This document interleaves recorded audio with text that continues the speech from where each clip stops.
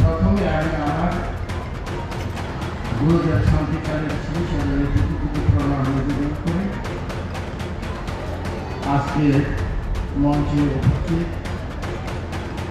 স্বামী সেতারপতি মোহাম্মদ স্যার এবং কুম্ভ মেলার কমিটি এবং মঞ্চতে উপবিষ্ট সমস্ত সাধু সন্তগণ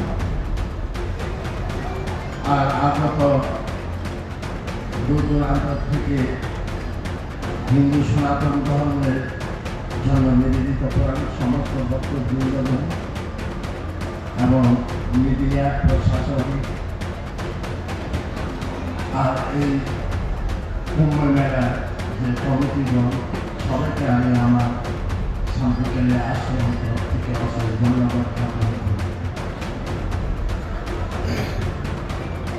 প্রথমে এই মেলা কমিটি আমাকে ভাইস প্রেসিডেন্ট রাখা হয়েছে।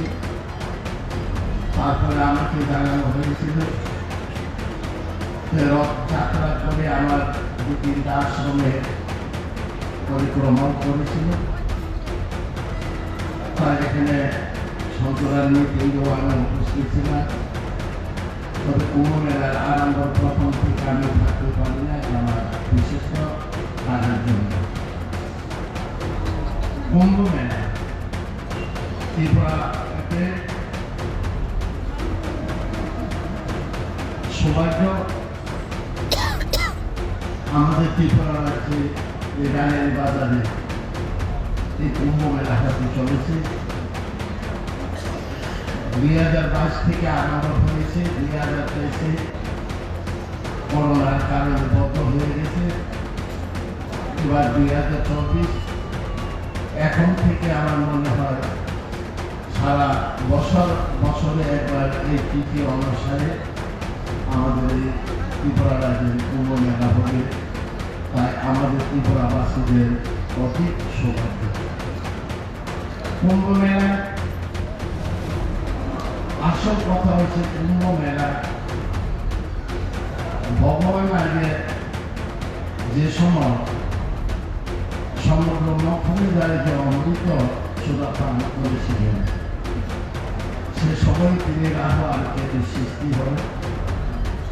আমি সংক্ষেপে বলব তিনি সেই কুম্ভ মেলা সেখান থেকে আরম্ভ হয়।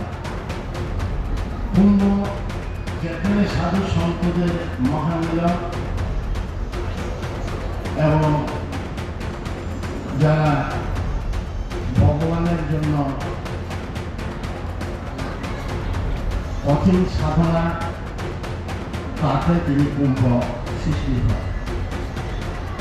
কুম্ভ যে জায়গায় 100টা অশ্বমেধ যজ্ঞ করে লাভ হয়, গঙ্গায় যদি 100বার স্নান করে লাভ হয়, কুম্ভতে একবার যদি স্নান করে ঠিক ফল প্রাপ্ত হয়। এর জন্য তিনি কুম্ভ মেলা করা হয়।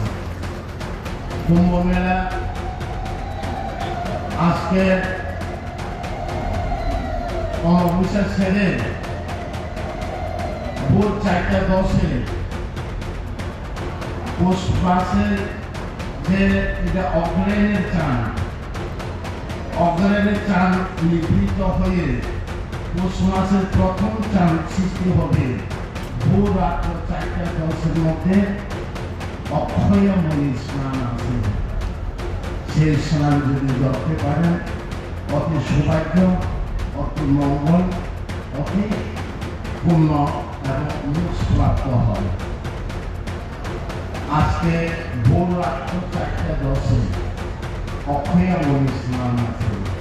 এই অক্ষয়মণি স্নান যাতে আপনারা সবাই যাতে বাদ দিলেন, তাই আমি সবাইকে এই কথা জানাবো যে এই অক্ষয়মণি স্নান মহাস্নান এই স্নান যদি করতে পারে মোক্ষ প্রাপ্ত হয়, মহাপাপ থেকে মুক্ত হয়, ওই স্নানকে আপনারা করবেন। আরেকটি কথা বলবো, সমস্ত আমাদের ত্রিপুরাবাসী যে সাধু সন্ন্যাসী গণকে আমরা এই কুম্ভ মেলা থেকে বাংলাদেশে আমাদের হিন্দু সনাতন ধর্ম অবলম্বনকারীদের অন্যায় অত্যাচার বিচার করেছে, তার জন্য আমরা প্রতিবাদ করতে হবে। আমাদের চিহ্নয়া প্রভু যে আমরা যেভাবে মুক্তি দেওয়ার জন্য আমরা ত্রিপুরাবাসী সমস্ত সাধু সন্তরা আমরা এক হয়ে ওটার প্রতিবাদ করতে হবে। আরেকটি কথা, ত্রিপুরা রাজ্যে আমাদের হিন্দু সনাতন ধর্ম পাঠ করে যে অন্য ধর্ম গ্রহণ করতেছে তাদের বিরুদ্ধেও আমরা সমস্ত সাধু সন্ন্যাসীরা ওটার ইয়েতে আমরা প্রতিবাদ করতে হবে।